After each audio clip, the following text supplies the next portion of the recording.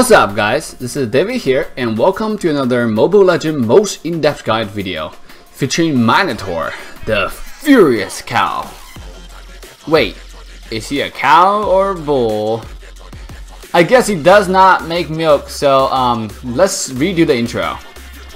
Hey guys, this is David here and welcome to another Mobile Legends most in-depth guide video featuring Minotaur, the furious bull. And if Minotaur crushes enemy, which we'll go into the how in this video, we call that you just got bull shit on. If you know what I mean. Anyhow, let's get into his build. Minotaur is a beefy tank that is especially effective when he's angry or furious. Minotaur's passive, Rage Mode, will allow Minotaur to gain rage every time his ability or auto attack his enemies. And this rage will dissipate if you do not hit anything within a short period amount of time. But once rage gauge is full, Minotaur will enter into the rage mode, where all his active abilities will be enhanced and we'll get into all that good stuff in just a little bit. A note here is, Minotaur's rage will continue to rise for a tiny bit after your successful auto attack or ability hit. That means if you do not control this properly, you will enter into rage mode too early, which might directly result in the lose of the team fight. Because Minotaur's effectiveness only comes when he is rage most of the time. So, what I like to do is, if I foresee a team fight is about to happen, I will go to the jungle camp, hit them multiple times until I have about almost full rage, but not full.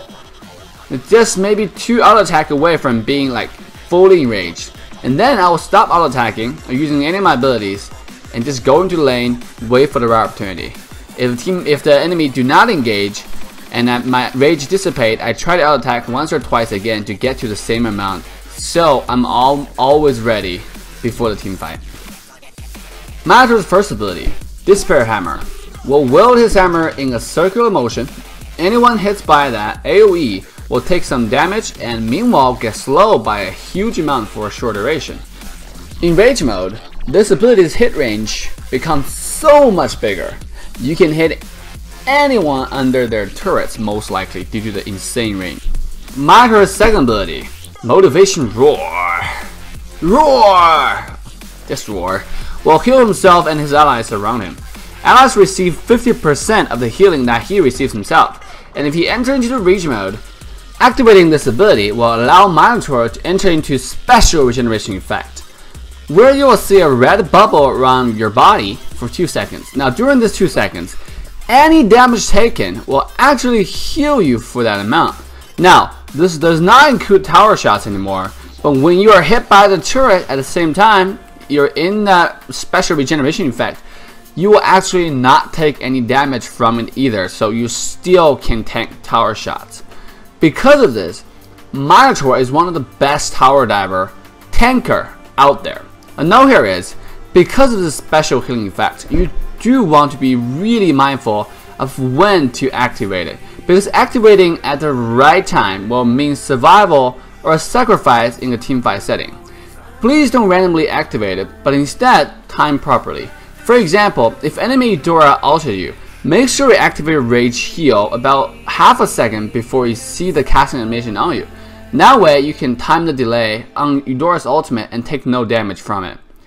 Due to the need for lane sustain, we will max out this ability first.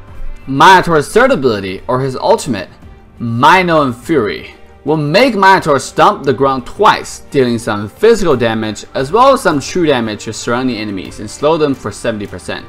If you are in rage mode, this ability will make Minotaur stomp 3 times instead, and enemies who are affected will be knocked up airborne every time you stomp, and become almost rooted in place for the whole duration of the animation. Now, because of this super strong added effect when you're in the Fury mode, you want to make sure you ult when you are in the rage mode 99.99% of the time. There are barely any situation that you would use your ultimate without being in the rage mode. No, I did say almost, not 100% of the time, because sometimes just slow is enough and you won't always have enough fury to do it anyways. Another note here is, enemy can cast abilities and just try to walk out of your ultimate if they're on the edge of the effective radius of your stomp. But if you're an enemy and you're hit by the third stomp, most of the time you're kind of screwed. So when you play against a Minotaur, always pay attention to his Fury gauge under his HP bar.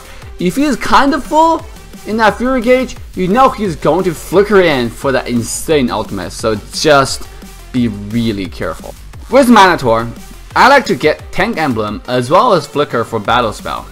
This way I'm able to soak up more damage, physical as well as magic damage, and sustain in lane. At the same time, Flicker offers you insane engage if you get yourself angry right before a fight.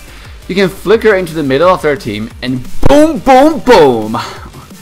Well, I meant use your ultimate and then use your slow. It most likely will be the game decider or the game changer. Item wise, depending on who you're laning against, I either get Curse Helmet or Blade Armor first. Curse Helmet will really add lots of damage to you, so you can clear the lane faster and deal loads of damage when you commit to kill someone. But I usually end up getting both, so.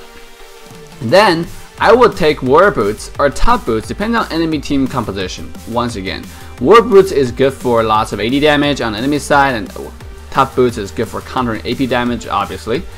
I will follow up the build with Bloodthirsty King, Immortality, and sometime Demon's Advent. Or Chord Bulwark. Chord Bulwark is becoming more and more relevant, especially after the recent buff on the item effects from minions. So this item combined with the Lord, if you guys have the Lord, is going to help your team push like an unstoppable train. So, with that being said, let's get into his gameplay. As you saw in the fight just now, I auto-attacked the enemy Tigreal to get my Fury gauge full.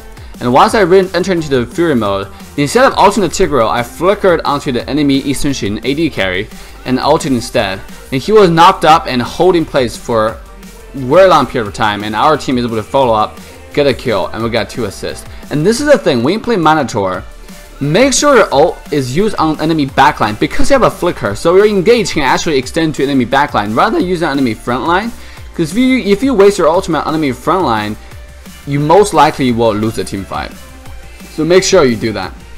I've yet to think about a situation where you can actually use your ultimate on frontline unless you just single out and you just can get the kill.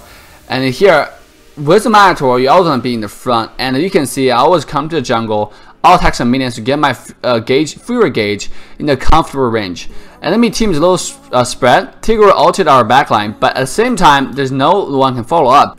Because me on the Angry Cow is able to cut their backline off, so no one can actually come and support this Tigreal, and Tigreal end up getting punished right here, end up dying. Immediately after a successful team fight per se, what you want to do is, or successful ultimate, what you want to do is immediately go back to jungle or lane, auto-attack, start auto-attacking his abilities to get your Fury gauge to almost full once again, because you want to be ready. You don't know when team fight is going to break up, and Cow is most effective, like I said, when he's angry, not when he's not angry. So here you see, I come in, Saber ulted the wrong person here, I'm angry, I want to engage, but the enemy team know what's going on, they immediately retreated. Here I flickered in ultimate on the Eastern Shin, but not able to knock him up, and our team not able to follow up in time, he get away. But that's what you want to do, you want to ult their backline 100% of the time. As you can see, after team fight break up, I go to jungle again, try to get Fury to full. And you have to get yourself used to getting your Fury to full or almost full. Here you can see, I use my ultimate.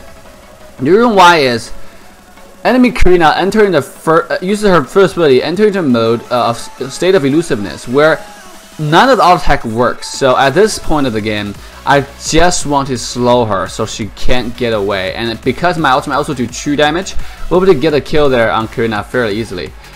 When I'm not in Fury mode, you do not want to engage a team fight. You want to make sure you're almost angry. And here, I just walk towards the mid lane, enemy Eastern Shin and Chord immediately went on me. I'm not afraid, I'm a cow, and I'm about to enter in the Fury mode, as you see. And once I did, I had my heal once again, so I was not afraid at all. And I solo tanked all 2 of them. Tigreal came back, not able to push me back, and able to survive that just fine. And when you're playing Minotaur, you want to reduce the opportunity for you to go home, because with your second ability and regeneration, you don't really need to go home very often. Just stay in lane. Here, Tiggle failed his flicker. He did push on me and used ultimate on me because he thinks he can suck in Kagura at the same time. Kagura jumped away, and I immediately flickered in with my enraged ultimate. You can see they're immediately holding place, and our team is able to get the kill very easily. So we killed them, and at this point in the game, I just don't die. Even though I can get low, but I just don't die. I'm super tanky, and with my second ability, you're able to soak up so much damage. Here, our Ruby flickered in for that ultimate and able to get Saber here, and we're able to kill the Saber really easily.